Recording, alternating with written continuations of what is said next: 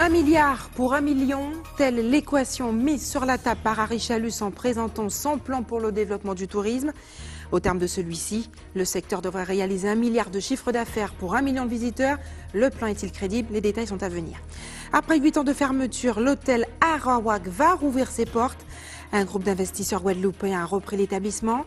Il devra créer plusieurs centaines d'emplois et relancer le tourisme durable et de santé. La ville des Abîmes a-t-elle des difficultés financières? L'annulation de la fête en solidarité avec les victimes de Maria déclenche des sourires sous cap de l'opposition. ATV Guadeloupe a voulu comprendre ce qui se joue avec cette décision. Le nombre de morts et de blessés sur nos routes incite les autorités à mener une politique dynamique de prévention. Ce sont les élèves de cours élémentaires de Lamentin qui ont reçu leur premier cours de conduite ce matin. Bonsoir et bienvenue sur ATV Guadeloupe et nous ouvrons cette édition avec ce conflit qui oppose une quarantaine d'agriculteurs au syndicat intercommunal d'alimentation en eau, anciennement appelé le SIAG, suite au risque de pollution lié aux pesticides. Des agriculteurs qui avaient leur exploitation placée à proximité de la station de captage de Bellocado avaient été contraints de mettre un terme à leur activité sur cette terre d'alimentation. En contrepartie, ces derniers devaient se voir attribuer de nouvelles parcelles afin de travailler, excepté que 5 ans après, ceux-ci n'ont toujours pas reçu de compensation du SIAG. Ce matin, une poignée d'entre eux est montée au créneau, tentant en vain de rencontrer Laurent Bernier. On écoute les explications de Jean-Yves Emmanuel, porte-parole du collectif, interrogé par Karen Diama. Ce matin, il va arranger un rendez-vous pour nous ce matin. Donc on est venu en délégation, puis on a un comité pour nous défendre. On est une quarantaine de planteurs dans le même cas. Donc l'optique, c'est de rencontrer le président de la SIAG et de dire comment il va nous donner une condition similaire à celle qu'on avait. Parce qu'on a perdu beaucoup, on a attendu, on nous a fait des belles promesses et jusqu'à maintenant, il n'y a rien. Donc c'est plutôt, on est venu pour ça. Aujourd'hui, on voulait avoir les mêmes conditions qu'on a perdues, avoir des terrains agricoles, avoir les conditions pour se remettre au travail dans des bonnes conditions. Bon, puisqu'on a eu la bonne moralité pour arrêter, pour ne pas contaminer l'eau de la Guadeloupe. C'était notre souci. Donc aujourd'hui, on veut qu'on nous fasse retrouver notre dignité, c'est ça. 1 million de touristes, 1 milliard d'euros et 1000 emplois nouveaux, tels sont les objectifs de la collectivité régionale à l'horizon 2020. Harry Chalus et son équipe présentaient ce matin ce plan ambitieux dans un hôtel du Gosier, une stratégie régionale qui sera mise en place dès cette année. On regarde le détail avec Nathalie Dinan et Moïse Dexter. Le tourisme au cœur du projet régional, 1 million de touristes, 1 milliard d'euros de chiffre d'affaires, 1000 emplois nouveaux à l'horizon 2020.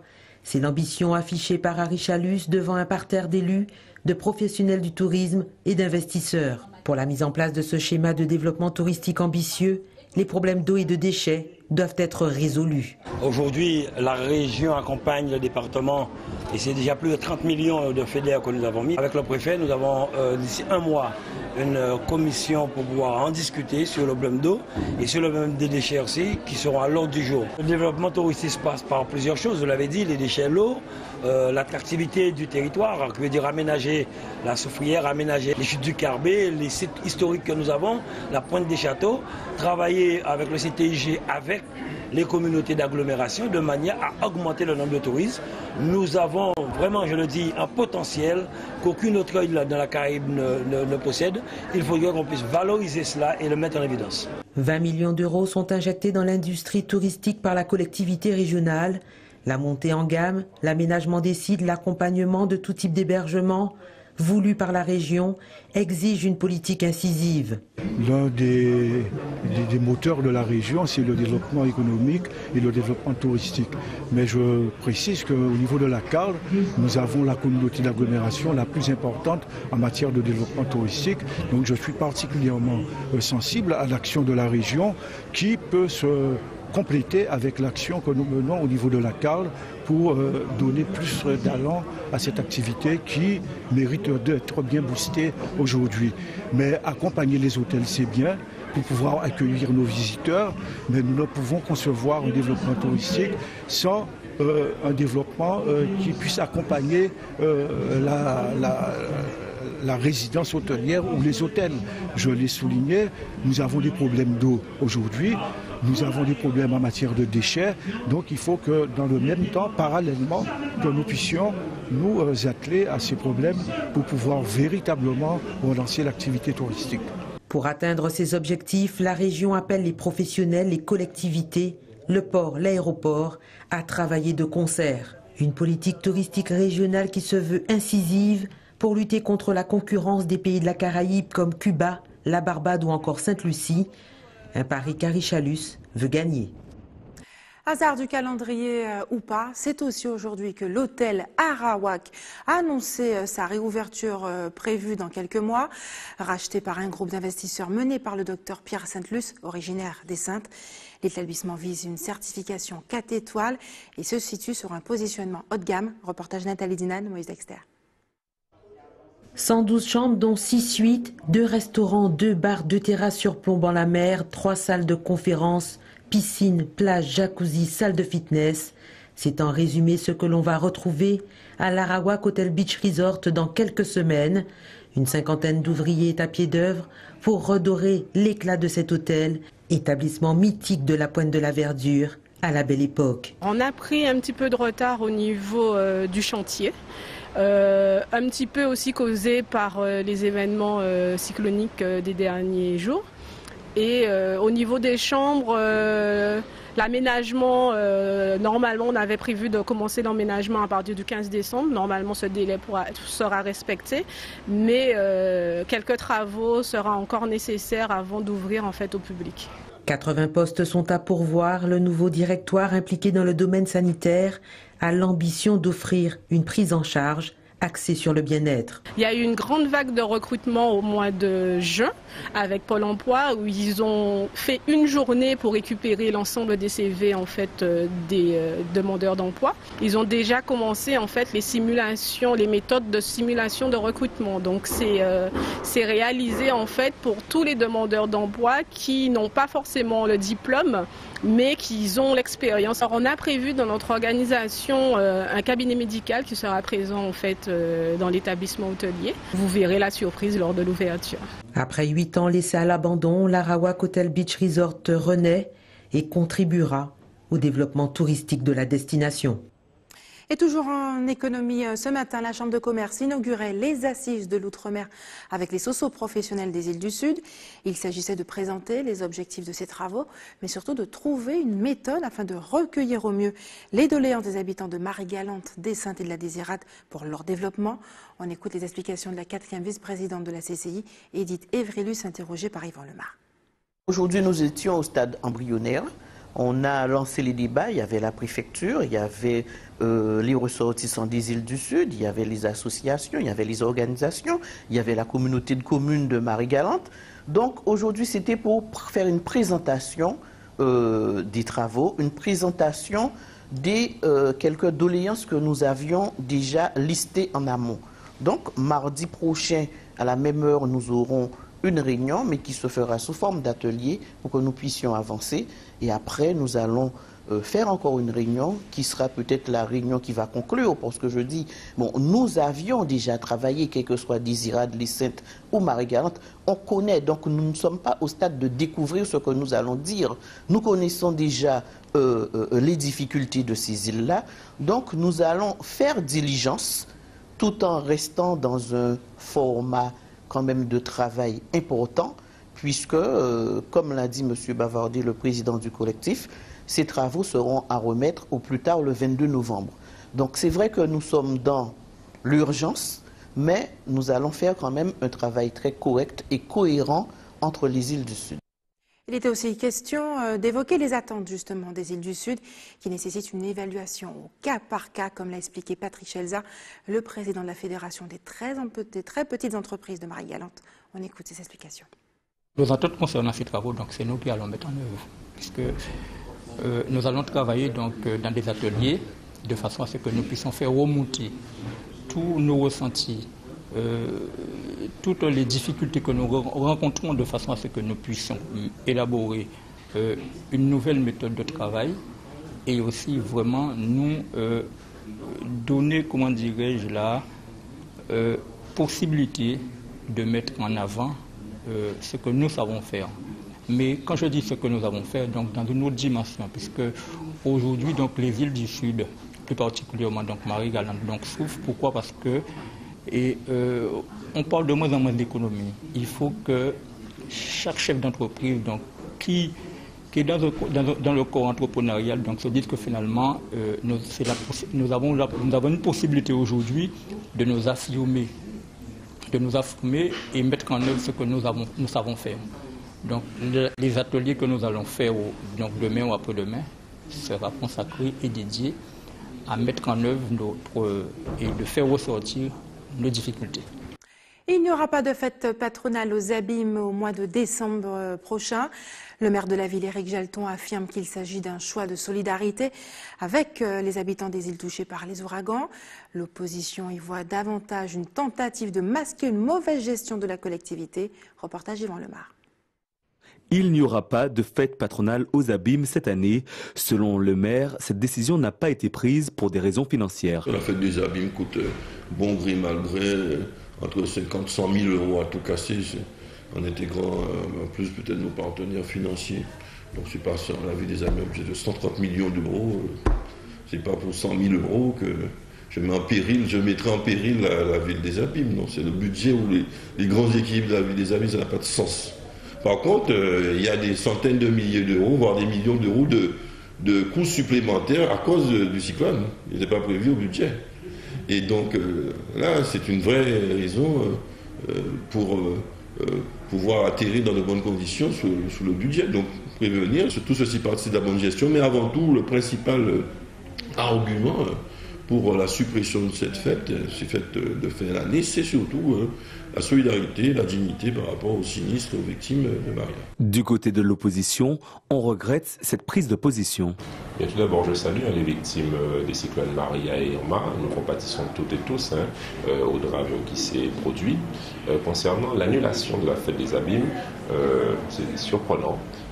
C'est en général aussi inquiétant. Ce sont des signes avant-coureurs de difficultés financières de la ville. Et je l'ai signalé, depuis 2 ans, la ville est en déficit. Nous attendons le compte administratif, mais nous savons aujourd'hui qu'il y a des tensions financières importantes. Et puis je crois que c'est un moment où on n'a pas besoin d'ostentation. On a toujours dénoncé les outrances des années passées, les gabegies sur ces fêtes avec le champagne qui coulait à flot. Mais malgré tout, c'est un temps où les associations, où le secteur, je dirais les forces vives, abîmiennes ont besoin de se retrouver entre elles, de pouvoir communier, de participer, de montrer leur activité. Et on n'a pas besoin de dépenser à outrance, ni d'ostentation, mais on a quand même besoin de manifestations de la puissance, je dirais, associative de la ville des Abîmes. Mais je trouve fort dommage que ce soit annulé. En général, ça me fait penser à la flamme de La Fontaine. La cigale ayant chanté tout l'été, l'hiver venu s'en trouva fort dépourvu. Je crois qu'aujourd'hui, nous constatons avec brutalité des exagérations financières à la ville des Abîmes. Cette décision sera communiquée à l'ensemble du conseil municipal aujourd'hui. Selon le maire, les manifestations festives organisées par la ville reprendront en 2018. Et comment lutter contre la violence en Guadeloupe? La présidente de la fédération du Parti radical Guadeloupe préconise de reconduire dans leur pays tous les étrangers condamnés à de l'emprisonnement pour y purger leur peine. Christine Houblon, bonsoir. Bonsoir. Merci d'avoir accepté notre invitation. Dans une lettre adressée au ministère des Affaires étrangères au mois de juin dernier, vous suggérez 2 propositions. La première, qui consiste vraiment à alléger les prisons et réduire surtout le coût de la prise en charge journalière, et de reconduire tous les étrangers ayant été condamnés en Guadeloupe, vivant sur le territoire pour y purger leur peine. Comment vous est venue cette idée? Qu'est-ce qui vous a motivé? Très simplement, nous sommes en pleine réflexion. Nous travaillons, nous, le Parti radical UDI en Guadeloupe, nous travaillons toujours à essayer de trouver des propositions, des solutions aux problèmes que rencontre notre société. Donc ce problème nous est venu parce que nous sommes un groupe qui pensons. Nous avons beaucoup d'adhérents dans notre bureau qui émanent de la justice, des greffiers en chef, des éducateurs, de la protection de la justice et de la jeunesse, moi-même qui étais directrice pénitentiaire d'insertion et de probation. Donc, c'était un sujet qui nous tenait à cœur. Nous avons d'ailleurs, au préalable, organisé un dîner-débat sur la banalisation de la violence. En quoi cette mesure peut-elle aider à réduire la violence? Tout à fait, vous allez comprendre.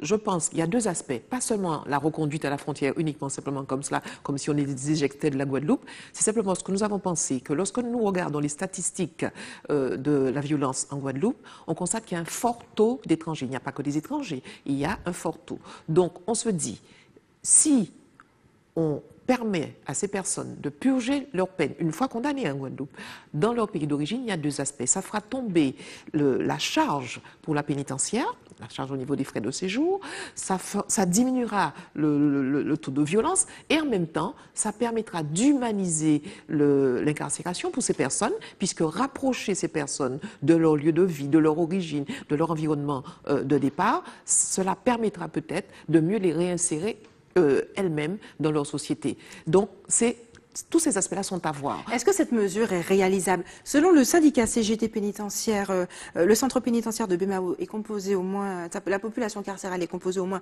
à 40% de ressortissants de l'île de la Dominique, c'est énorme. Est-ce que cette proposition peut passer au niveau du gouvernement français, sachant qu'il est de tradition que la France n'extradie pas les détenus dans des pays qui pratiquent la peine de mort?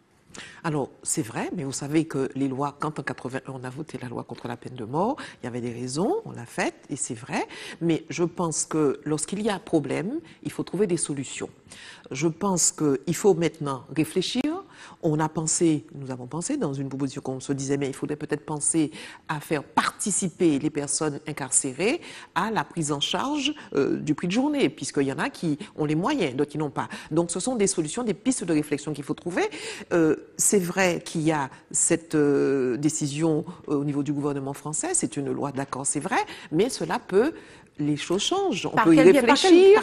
Par quel moyen de pression le Parti radical peut justement infléchir la position de l'État français? Nous ne sommes pas dans la pression, nous sommes dans les échanges, des propositions, la réflexion, des discussions et trouver les meilleures solutions qui permettent à notre société de vivre en bonne harmonie, de bien vivre et de faire diminuer le taux de violence. Je pense que c'est ça notre vision. Comment faire pour faire diminuer la violence en Guadeloupe et permettre un bien vivre ensemble? Et comment faire passer justement cette proposition? Alors, cela relèvera de nos parlementaires, des échanges. Nous sommes en train de parler des assises de l'outre-mer.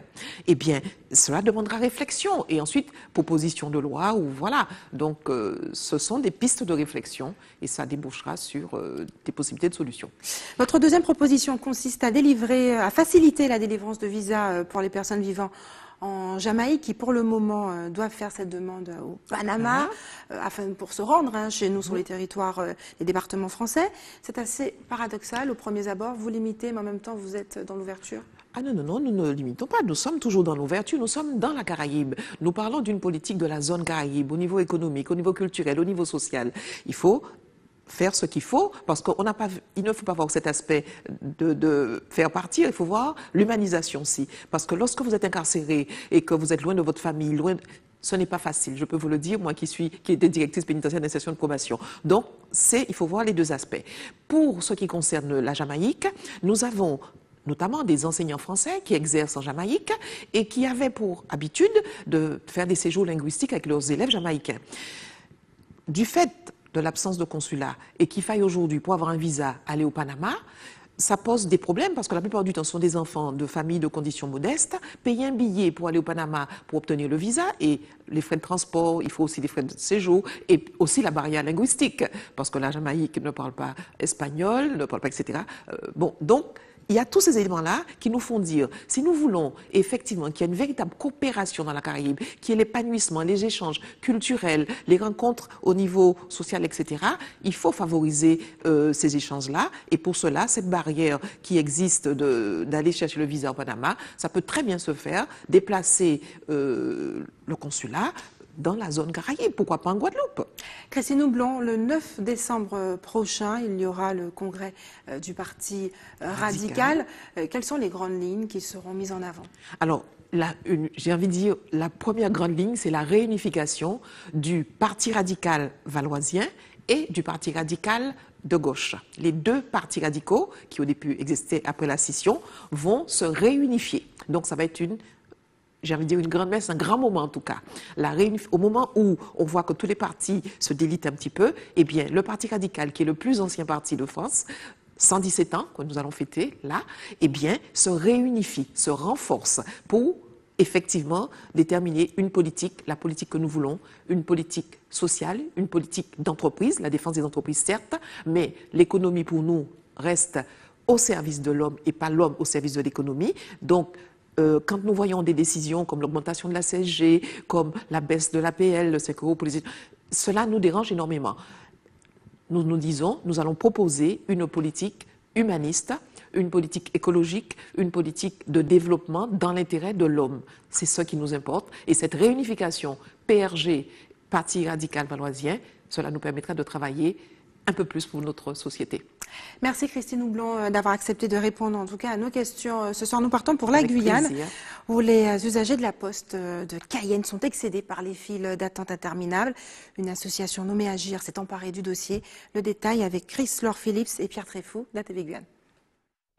Beaucoup de patience, un peu d'eau et même une chaise, voici les indispensables pour certains usagers qui souhaitent faire une transaction à la Poste. Donc je suis là depuis 6 h du matin, donc moins 3 h, 4 h d'attente quoi. Et donc j'ai pris une chaise parce que je me suis dit là au moins ce sera plus facile. Parce que vous avez un tas de gens dans la queue là qui en ont marre. Il y en a qui sont presque au bord de l'épuisement. Il y a souvent presque des bagarres. Il y a des bagarres aussi.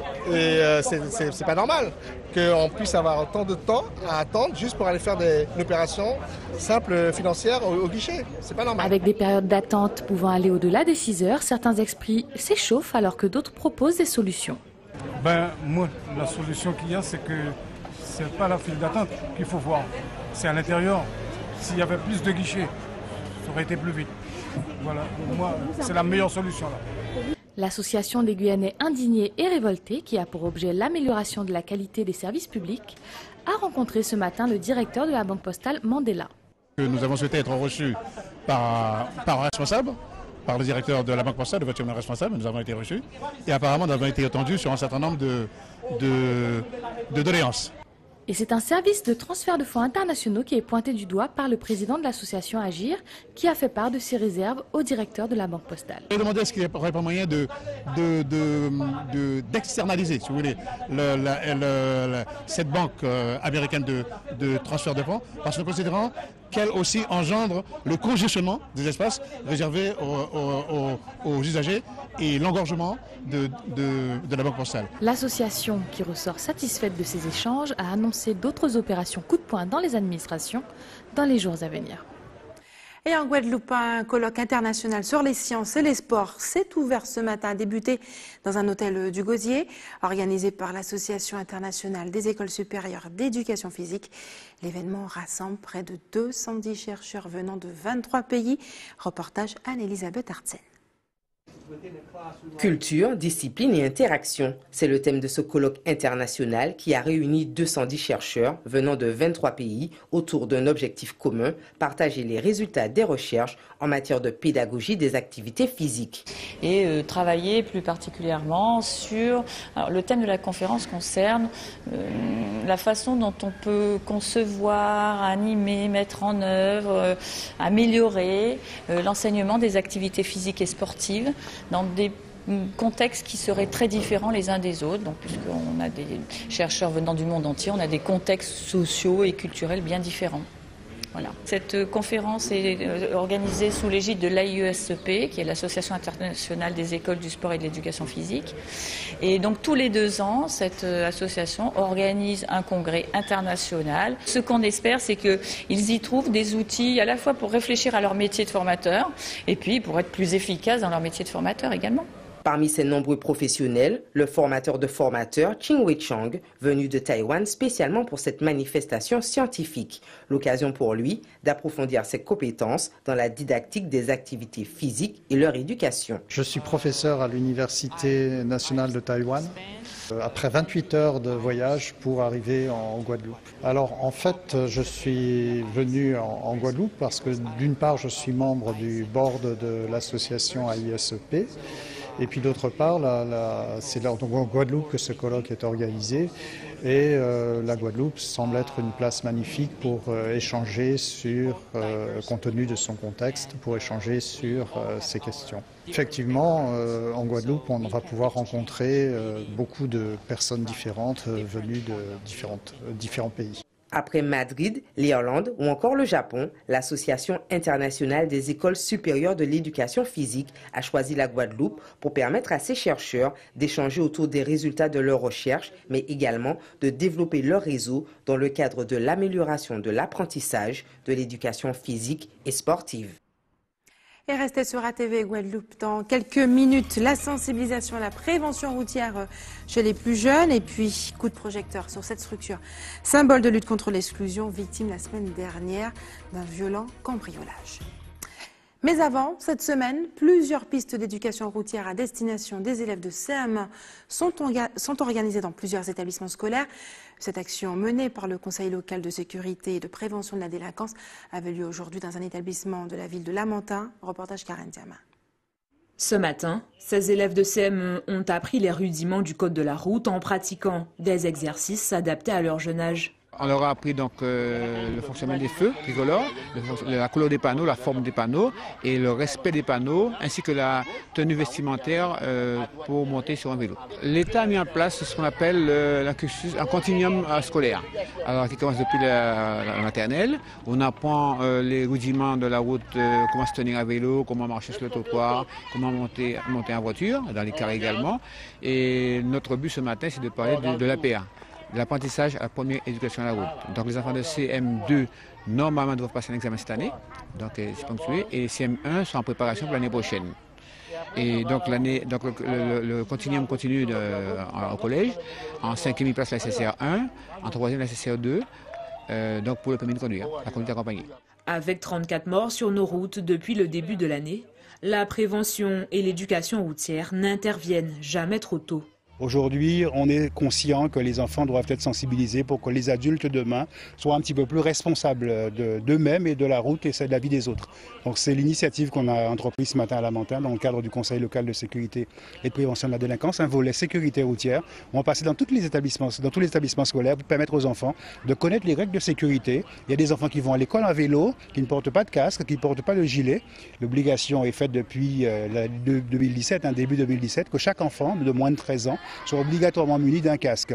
Alors, on apprenait ça à l'école il y a une trentaine d'années. Quand on se déplace sur la chaussée, on ne se met surtout pas à droite pour avoir les voitures dans le dos, mais à gauche pour les avoir en face. Le gilet pour permettre aux personnes de bien les voir, puisque c'est aussi pour les motards une obligation. Voilà. Donc, toutes ces choses-là, mieux vaut les savoir plus jeunes pour pouvoir grandir avec et les adapter et s'habituer avec dans son fonctionnement.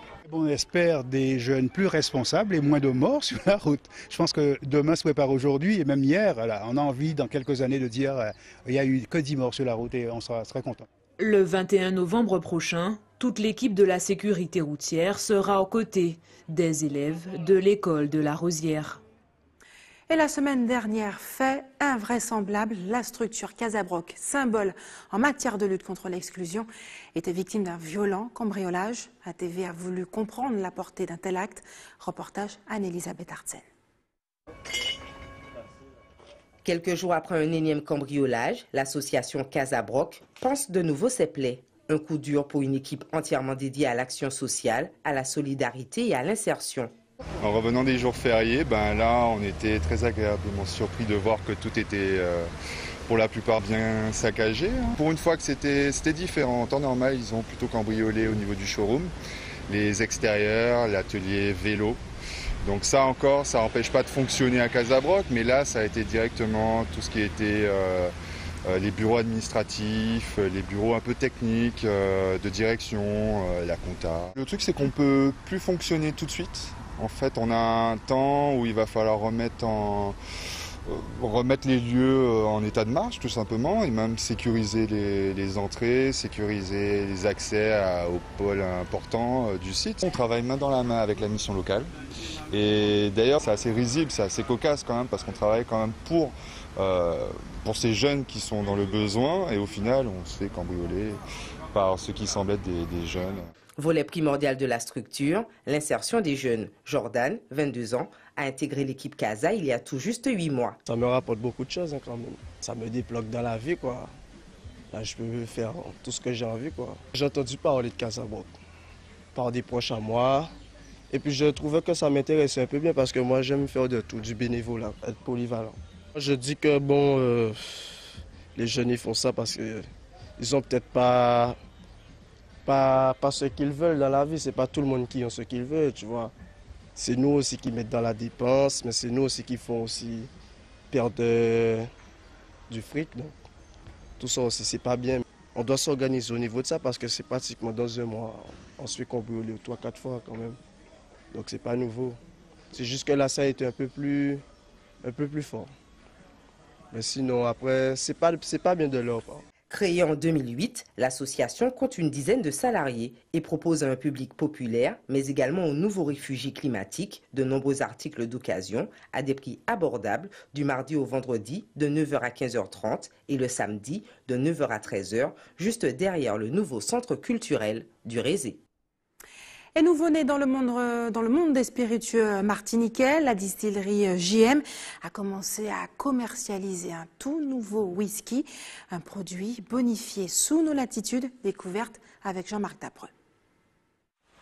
La distillerie JM, réputée pour son rhum vieux, produit depuis 1 an maintenant un tout autre spiritueux. Donc nous voici donc dans l'un des chais des rhums JM à Makuba. Et donc dans cet espace, nous stockons et nous faisons vieillir, je dirais, nos différents lots de whisky. Le processus d'oxydation, de réduction, de vieillissement va s'opérer dans ces fûts. Et on va regarder attentivement pour chaque lot de fût différent quel est le côté bonificateur qui va nous permettre d'élaborer après en assemblage un whisky de premier ordre. Un vieillissement sous les tropiques implique une évaporation 5 fois supérieure que sous un climat continental. Mais au final, le produit n'en est que bonifié. 1 an de vieillissement en Martinique équivaut à 5 ans en Europe. On retrouve un peu la Martinique en fait au nez et on a quand même les caractères du whisky qui sont bien présents, notamment en bouche avec les notes céréalées qui sont présentes. Certains amateurs n'y verront que du feu. Alors ? Non, ça va. Ça va. Ça reste un produit noble, on va dire. Il a pas un petit goût de rhum ce whisky ? Un petit peu quand même, un petit peu rhum ambré. D'autres apercevront très vite la subtilité. Alors, c'est du whisky. Pas de lézard, c'est vraiment du whisky, oui. Du whisky made in Martinique. Derrière ce rêve, l'envie d'un amateur désireux de créer un produit innovant. L'idée d'utiliser des caractéristiques qui agissent sur 80% du profil aromatique d'un whisky et de trouver un endroit où on puisse avoir les meilleures conditions qui soient prouvées pour élaborer un whisky différent. D'ici 1 mois, 10 000 bouteilles seront commercialisées, disponibles chez les cavistes ou sur Internet. Et attention, l'abus d'alcool est dangereux pour la santé. C'est l'heure des informations pratiques maintenant. L'équipe de l'établissement français du sang vous donne rendez-vous au centre commercial de Destreland à Bemao de 13h à 17h30. Et enfin, si vous avez des informations à nous communiquer, n'hésitez pas à nous appeler au 60 11 2 fois. Et voilà, c'est la fin de notre édition locale et régionale. Mais avant de se quitter, je vous rappelle les principaux titres de ce mardi 7 novembre. Nous l'avons vu ce soir, 1 milliard pour 1 million. L'équation mise sur la table par le président de la région, Harry Chalus, en présentant son plan pour le développement du tourisme. Au terme de celui-ci, le secteur devrait réaliser 1 milliard de chiffre d'affaires pour 1 million de visiteurs et 1000 emplois. Après 8 ans de fermeture, l'hôtel Arawak va rouvrir ses portes. Un groupe d'investisseurs guadeloupéens a repris l'établissement. Il devra créer plusieurs centaines d'emplois et relancer le tourisme durable et de santé. Et la ville des Abîmes a-t-elle des difficultés financières? Non, selon le maire de la ville, Éric Jalton. Il affirme que cette annulation est liée, a été faite en solidarité avec les victimes de Maria, mais ce qui a déclenché quand même des sourires sous le cap de l'opposition. Et le nombre de morts et de blessés sur nos routes incite les autorités à mener une politique dynamique de prévention. Ce matin, ce sont les élèves de cours élémentaire de Lamentin qui ont reçu leur premier cours de conduite. Une opération qui sera reconduite dans plusieurs établissements scolaires de la Guadeloupe. Merci d'avoir choisi ATV Guadeloupe. Je vous souhaite une excellente soirée. On se retrouve demain à 18h45.